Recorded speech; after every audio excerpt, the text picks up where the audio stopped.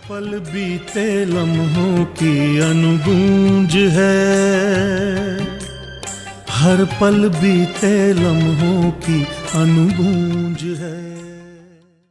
नमस्कार श्रोताओं, अनुगूंज की आज की इस कड़ी के साथ आपके समक्ष उपस्थित हैं हम योगेंद्र टिक्कू और सुषमा शर्मा। श्रोताओं, आज हम आपको इतिहास के उस काल खंड में ले चलेंगे जिस खंड में ग्वालियर जैसे शहर से निकलकर एक युवक बंबई के सिनेमा जगत में एक दैदीप्यमान नक्षत्र बनकर चमका। श्रोताओं, हम जिस कालखंड की बात कर रहे हैं वो 1930 से आरंभ होता है और जिस नक्षत्र की हम चर्चा करेंगे वो नक्षत्र है दादा साहब फाल्के पुरस्कार विजेता, अभिनेता, निर्माता और निर्देशक सोहराब मोदी।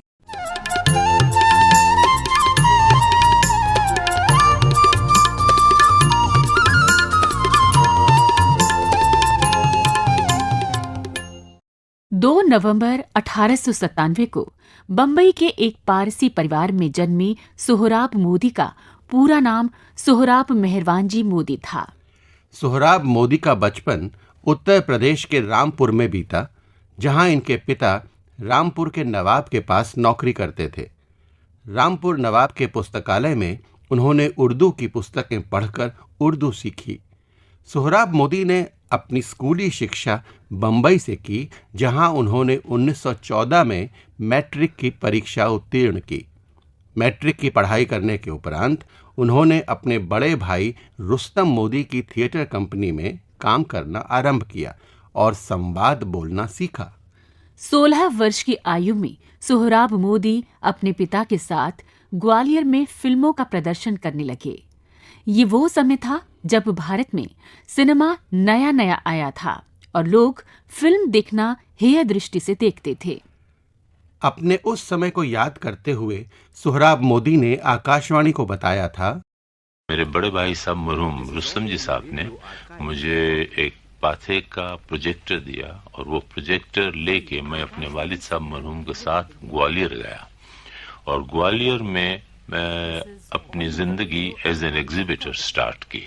मेरे वालिद साहब मरहूम और मैं, हम दो थे जो वो काम कर रहे थे और वो जमाना ऐसा था कि फिल्में इतनी कामयाब और मकबूल नहीं होती थी, तो 2 रुपए सिर्फ किराया था टाउन हॉल का ग्वालियर के, लेकिन वो 2 रुपए का किराए पे भी हमारी जिंदगी बसर करना बड़ा मुश्किल था। तो मेरे वालिद साहब मरहूम खुद टिकट बेचते थे और जब 10-20 आदमी आ गए देखने के लिए तो उसके बाद वो टिकट खिड़की में से बाहर देखते थे, अभी कोई आ नहीं रहा है तो खिड़की बंद कर देते थे और उसके बाद वो जाके थिएटर के दरवाजे खुद ही ओपन करते थे और जो टिकटें उन्होंने बेची थी वो वापस वही ले लेते थे। ये जमाना था जैसे मैंने जिंदगी शुरू की। बड़ी मुश्किलों से मैंने अपना इब्तदाई जिंदगी का दौर था जो मैंने बड़ी मुश्किलों से काटा है। सोहराब मोदी ने इसके बाद अपने बड़े भाई के साथ बंबई में एक नाटक कंपनी आरंभ की जिसमें पारसी थिएटर शैली में नाटक किए जाते थे। उन्होंने इन नाटकों में भाग लेना आरंभ किया और पारसी शैली में संवाद बोलना सीखा। ये पारसी थिएटर विक्टोरियन शैली के नाटकों का ही एक रूप था। जब 1931 में भारत में बोलती फिल्मों का दौर आया तो पारसी थिएटर का महत्व घटने लगा। सोहराब मोदी ने अपने भाई के साथ एक स्टेज फिल्म कंपनी बनाई और हेमलेट नाटक पर आधारित नाटक खून का फिल्मीकरण किया, जिसमें अभिनेत्री नसीम बानो को लिया। उन्होंने 1936 में शेक्सपियर के नाटक किंग जॉन पर आधारित फिल्म सैयदे हवस बनाई, परंतु ये दोनों फिल्में चली नहीं। अपने फिल्म निर्माण के उस अनुभव के विषय में उन्होंने बताया था, फिल्म प्रोडक्शन तो हमने 1935 में 1935 में हमने फिल्म प्रोडक्शन शुरू की। उस वक्त मैं अपने भाई साहब मरहूम के साथ एक उनकी खुद की कंपनी थी, नाटक कंपनी, उसमें हम लोग ड्रामास करते थे बड़े बड़े राइटरों के, जैसे आगा खशर थे, उन जमाने के शेक्सपियर और पहली मर्तबा जब हमने फिल्म में कदम रखा तो ये स्टेज प्ले होने की वजह से बड़े भाई साहब मरहूम का उन्होंने यही सोचा कि इस कंपनी का नाम स्टेज फिल्म कंपनी दे। सबसे पहला प्ले हमने जो बनाया और सबसे पहली पिक्चर जिसमें मैंने काम किया वो खून का खून शेक्सपियर के हैमलेट का तर्जुमानी था, और वो एक्चुअली जैसे स्टेज पे होता है उसी तरह स्टेज के तौर पे उसको फिल्माया। और उस वक्त पहली मर्तबा जो बाद में ब्यूटी क्वीन के नाम से मशहूर हुई नसीम, उनको हमने पहली मर्तबा स्क्रीन पे लाए थे। सोहराब मोदी ने 1937 में मिनर्वा मूवी टोन नाम की फिल्म कंपनी बनाकर फिल्मों का निर्माण करना आरंभ किया। उनके अभिनय में पारसी थिएटर का प्रभाव साफ झलकता था। उनकी फिल्मों में लच्छेदार संवादों की प्राथमिकता होती थी। संवाद भी एक विशेष अंदाज में रोबीली आवाज में बोले जाते थे। इस कारण उनके स्वर में एक स्वाभाविक रौब और संवाद शैली में आकर्षण आ गया था। खुदी को कर बुलंद इतना कि हर तकदीर से पहले खुदा बंदे से खुद पूछे बता तेरी रजा क्या है। सुन लिया बलराम, अब क्यों चुप हो? क्यों नहीं जहर में बुझे हुए वही तीर हमारी बेकार जिद पर चलाते, जिसने नलिनी का जीवन बर्बाद किया, जिसने महलों से निकाल कर तुम्हें झोपड़ियों में ला फेंका, जो सिवाय जिल्लत और रुसवाई के तुम्हें और कुछ नहीं दे सकी। जा अपने बेदर्द कानून से मांग, अपनी जालिम कौम से तरफ कर, जिसको दोहराऊं सबक ही ऐसा सिखलाया नहीं। क्यों खाऊं रहम जब तूने रहम खाया नहीं। अजरा, अजरा, मेरी हालत पे रहम खा, बता दे खुदा के लिए मेरी लीठियां कहाँ है? रहम आज पहला दिन है जब ये लफ्ज तुम्हारी जबान से निकला। मिनर्वा मूवी टोन के बैनर तले सिनेमा तकनीक से बनाई अपनी पहली फिल्म आत्म तरंग के विषय में बताते हुए सोहराब मोदी ने कहा था, मैंने जो पहली पिक्चर बनाई पिक्चर के तौर पे विद स्क्रीन टेक्निक जो बनाई, वो कुछ मेरे कसूर की वजह से हो या किसी वजह से हो, वो मोस्ट मिजरेबल फ्लॉप बनी थी। उसका नाम था आत्म तरंग। जी हाँ, वो पिक्चर बनाई मैंने, और जब मैं उम्मीद करता था कि उसमें जो कुछ अल्लाह ने मुझे नाम दिया है उसमें कुछ न कुछ तरक्की होगी, लेकिन मैंने देखा कि वो पिक्चर इतनी मिजरेबल फ्लॉप थी कि जब मिनर्वा सिनेमा में रिलीज हुई तो 25-30 रुपए का भी ऑडियंस नहीं मिलता था। सोहराब मोदी ने मिनर्वा मूवी टोन के बैनर तले अनेक सामाजिक और ऐतिहासिक फिल्मों का निर्माण किया। उनकी उस समय की सामाजिक फिल्में थी मीठा जहर, तलाक, और ऐतिहासिक फिल्में थी पुकार, सिकंदर और पृथ्वी वल्लभ। सोहराब मोदी ने सामाजिक और ऐतिहासिक फिल्में ही क्यों बनाई, बता रहे हैं वो स्वयं। जब मैं स्कूल में था तो हिस्ट्री आवर से मुझे बेहद नफरत थी। मैं अपने आप को समझता था कि क्यों अपना 1 घंटा वेस्ट करते हैं हमारे स्कूल के प्रिंसिपल्स, कि हमें सिखाते हैं कि अकबर ने क्या किया और चार्ल्स द फर्स्ट को क्यों पब्लिक ने गर्दन मार दी उनकी, वगैरह वगैरह। हम क्या करें और हमें किस तरह आगे बढ़ना चाहिए वो हमें बताने की बजाय पुराने राजा महाराजा और शहंशाहों ने क्या किया वो दिखाते हैं। लेकिन जब मैं फिल्मी दुनिया में आया और कुछ मौका मिला मुझे हिस्ट्री पढ़ने का, तो मैंने देखा कि कितना बड़ा खजाना हमारा माजी में है। तो मैंने सोचा कि अगर मैं हिस्ट्री के अवर से नफरत करता था तो मेरे जैसे और भी स्टूडेंट्स होंगे जिनको हिस्ट्री पसंद नहीं आती होगी। तो हिस्ट्री सिखाने के लिए और पब्लिक के सामने हिस्ट्री ट्रू कलर्स में लाने के लिए मुझे हिस्टोरिकल पिक्चर्स बनाना चाहिए। और मेरी निगाह सबसे पहले दौरे जहांगीर पे पड़ी, जो इंसाफ के लिए आज तक उनका नाम कायम है कि बिल्कुल ऑन द स्पॉट वो इंसाफ करते थे। अच्छा, पुकार बनाते वक्त आपको ये खदशा महसूस नहीं हुआ कि इतनी ज्यादा लागत के साथ हम इतनी बड़ी एक फिल्म बनाएंगे तो कहीं ऐसा ना हो कि उसकी आमदनी पूरी ना हो? जी हाँ, वो ये तो था मुझे आइडिया, लेकिन मैंने हिम्मत रखी। मैंने कहा अगर एक पिक्चर ये फ्लॉप गई मेरी और मकबूल आम नहीं हुई तो खैर ज्यादा में ज्यादा क्या होगा, मैं बिजनेस से हट जाऊंगा और दूसरे कोई धंधे में अपना कदम रख दूंगा। लेकिन अल्लाह को मुझे कामयाबी देना मंजूर था, तो काफी तकलीफ के बाद मैंने ये पिक्चर अपनी बनाई और जब रिलीज की तो अल्लाह ने मुझे कामयाबी दी। मैं अल्लाह का शुक्रगुजार हूँ और आप सब साहिबान का शुक्रगुजार हूँ कि आज तक आप मुझे उस पिक्चर के लिए दाद दे रहे हैं। सोहराब मोदी ने 1944 में फिल्म परख बनाई, जिसमें उनकी अभिनेत्री थी मेहताब झावेरी। ये फिल्म अपने समय की सफल फिल्म थी। सोहराब मोदी ने बाद में अभिनेत्री मेहताब झावेरी से शादी कर ली। सोहराब मोदी की कुछ अन्य फिल्में हैं एक दिन का सुल्तान, मझधार, नरसिम्हा अवतार, दौलत, शीश महल, झांसी की रानी, मिर्जा गालिब आदि।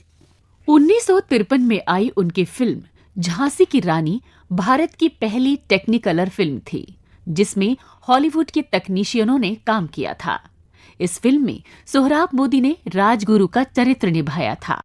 गंगाधर राव, मैं तुम्हारा पुजारी नहीं, झांसी के तख्त का पुजारी हूँ और एक रोज इस तख्त की सेवा के लिए जरूर हाजिर हो जाऊंगा, लेकिन उस शक्ति को लेकर जब तुम्हारे किए को मिटा सके, हमारे झुके हुए सरों को उठा सके, झांसी के बिगड़े हुए इतिहास को बना सके। राजेंद्र सिंह बेदी द्वारा लिखित उनकी फिल्म मिर्जा गालिब को 1954 में सर्वश्रेष्ठ फिल्म का राष्ट्रीय पुरस्कार मिला।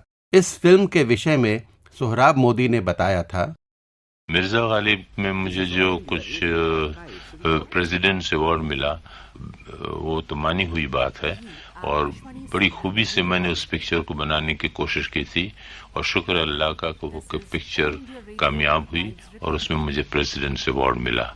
लेकिन फाइनेंशियली उस पिक्चर ने मुझे मेरा हौसला नहीं बढ़ाया। मैं और चंद इंटरेस्टेड लोगों ने जो उस पिक्चर के खिलाफ मुखालफत शुरू की थी वो कुछ मुझे नागवार गुजरा। चंद लोगों ने ये एतराज किया कि मिर्जा गालिब की दाढ़ी काली नहीं थी, सफेद थी, या सफेद नहीं थी, काली थी। ये एतराज यहाँ तक उन्होंने किया कि उस वक्त के हमारे प्राइम मिनिस्टर पंडित जवाहरलाल नेहरू तक ये कंप्लेन इन लोगों ने भेज दी और जवाहरलाल नेहरू साहब ने वो कंप्लेन बॉम्बे के सेंसर बोर्ड को भेजी। बॉम्बे सेंसर बोर्ड ने कहा कि ये आपने उनकी दाढ़ी काली और सफेद क्यों रखी, काली थी तब। तो इसके ऊपर बड़ी कंट्रोवर्सी चल रही है। तो मैंने कहा हुजूर, मैंने जो बनाई ये पिक्चर वो काफी ये हिस्टोरिकल इवेंट्स को मद्देनजर रख के और स्टडी करके, और राजेंद्र सिंह बेदी जिन्होंने इसका स्क्रीन पे बनाया उन्होंने भी काफी उसके ऊपर देखभाल करने के बाद उन्होंने बताया कि क्या उनकी दाढ़ी होनी चाहिए, सफेद या काली। तो एक खत है मिर्जा साहब का खुद का जिसमें उन्होंने लिखा कि जब मैंने मेरी दाढ़ी में एक सफेद बाल देखा तो मैंने ये फैसला कर लिया कि अब मैं अपनी दाढ़ी सफेद ही रखूंगा। तो फिर हमने डिसाइड किया कि इस तरह हो। सेंसर बोर्ड ने कहा कि ठीक है सब बात तो, लेकिन इसमें जो आपने नई नई बातें इंट्रोड्यूस की, नई कैरेक्टर हैं, तो इसके लिए आपको एक बिगिनिंग में टाइटल देना पड़ेगा कि ये बिल्कुल हिस्टोरिकल नहीं है। तो उस तरह से मुझे टाइटल देना पड़ा था। शुक्र अल्लाह का कि वो पिक्चर इतनी कामयाब हुई कि मुझे दोनों मेडल्स मिले, सिल्वर के भी और गोल्ड भी, एक ही फिल्म के लिए, एक ही साल में, एक ही वक्त। 1955 में सोहराब मोदी ने विक्टर ह्यूगो के ला मिजरेबल पर फिल्म कुंदन बनाई, जिसमें उन्होंने एक गरीब का पात्र किया जो एक रोटी चुराता है। इस फिल्म में उनके अभिनय को सराहना मिली। 1957 में आई फिल्म नौशेरवान आदिल और 1958 में आई फिल्म जेलर में भी उनके अभिनय की भूरी भूरी प्रशंसा हुई। मेरे शहंशाह, रियाया की तसल्ली जब हो सकती है कि हमारे मुल्क की कानून चांद और सूरज की तरह मुल्क में जाहिर किए जाएं। रियाया का हर छोटा बड़ा ये समझ जाए कि हमारे मुल्क की कानून ये है। नौशेरवान किसरा जिंदाबाद। ताज किसरा किस सोच में पड़ गए? ये पादरी पागल है, शहर से दूर रहता है मगर हुकूमत पर हमेशा नुक्ताचीनी किया करता है। अच्छा है कि हमारी राय में एक ऐसा पागल भी मौजूद है जो अपने पागलपन में पते की बात कहता है। आलिम दीन, जिस अदालत उसके फैसले से राय की तसल्ली न हो, वो अदालत नहीं, डाकुओं का गार है जहां वो बैठकर अपने मनमाने फैसले कर लेते हैं।